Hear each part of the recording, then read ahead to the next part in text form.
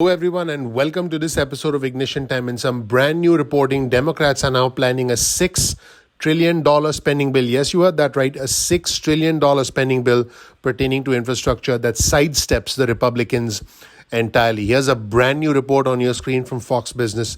Democrats are now planning a $6 trillion spending bill that completely sidesteps Republican support. In fact, Bernie Sanders, the independent from Vermont, said that the reconciliation process for a party line bill could commence within weeks. In other words, the Democrats are likely now to use the process of reconciliation, the same process that they used to pass the $1.9 trillion American Rescue Plan, is most likely going to be used by Democrats again to be able to pass the American Jobs Plan, the American Families Plan, $6 trillion in additional spending. So the Senate Democrats are indeed considering a $6 trillion spending package that would be passed without any Republican support. Remember, the American Rescue Plan did not get a single vote from any Republican, not in the House, not in the United States Senate, and it looks like the infrastructure package is likely to go the same way. Senator Bernie Sanders, who is the chair of the Senate Budget Committee, confirmed that the Democrats are considering a $6 trillion reconciliation bill that actually builds on top of the American Rescue Plan. This is going to be the $2.3 trillion American Jobs Plan and the $1.8 trillion American Families Plan. When you add the $2.3 trillion American Jobs Plan with the $1.8 trillion American Families Plan to the $1.9 trillion American Rescue Plan, you get a grand total of $6 trillion in spending. Here's an important quote from Senator Bernie Sanders. He said this, I quote, "The president has given us a framework. I think it's a comprehensive and serious framework. It is a function of Congress now to take that framework and go with it." Now, we do have access to an early draft of the plan, which, by the way, according to Sanders, is going to include a large expansion of Medicare. About half of the spending would be paid for. And by the way, this was reporting from Politico, which first broke the news. Half of the spending would be paid for. So the Democrats are essentially going to get this done. And what they're going to do is try to raise taxes along the way. In fact, Sanders specifically said, we expect to have a whole lot done in July. Now, what's interesting is we don't know whether all 50 Senate Democrats will actually support this. What we do know is that Senator Joe Manchin, the conservative Democrat from West Virginia, is likely to want some changes. He has indicated that he wants a bipartisan infrastructure-only deal, and he has not committed to agreeing to the reconciliation process. So that could be a potential problem. In fact, here's a quote from Manchin. This is what he told reporters. "We have to be conscious of the debt." He said that adding $3 trillion to the national debt is a lot. A lot of spending has indeed taken place, but it's important for our viewers and subscribers to understand that the debt of the United States of America stands right now at $28 trillion. Now, the Senate Majority Leader Chuck Schumer did say that Democrats are actually going to try and pursue a bipartisan deal, even as he formally triggered the reconciliation process this week. So it looks like the Democrats are doing exactly what they did with the American Rescue Plan. Folks, this is almost like deja vu. This is rinse and repeat. The Democrats are saying, hey, we're going to see if we can get some sort of a compromise. But if we don't get a compromise, guess what?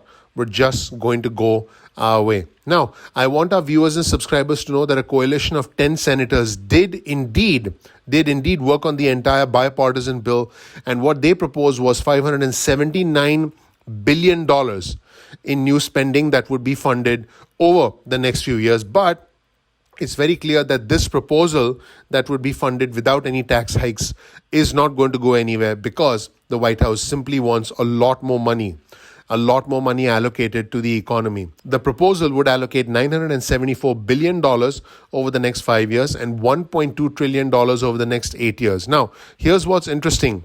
This is what Chuck Schumer said to reporters. He said this, I quote, "Both are moving forward, the bipartisan track and the track on reconciliation, and both we hope to get done in July, both the budget resolution and the bipartisan bill." So this is very interesting. Chuck Schumer is keeping all his options open.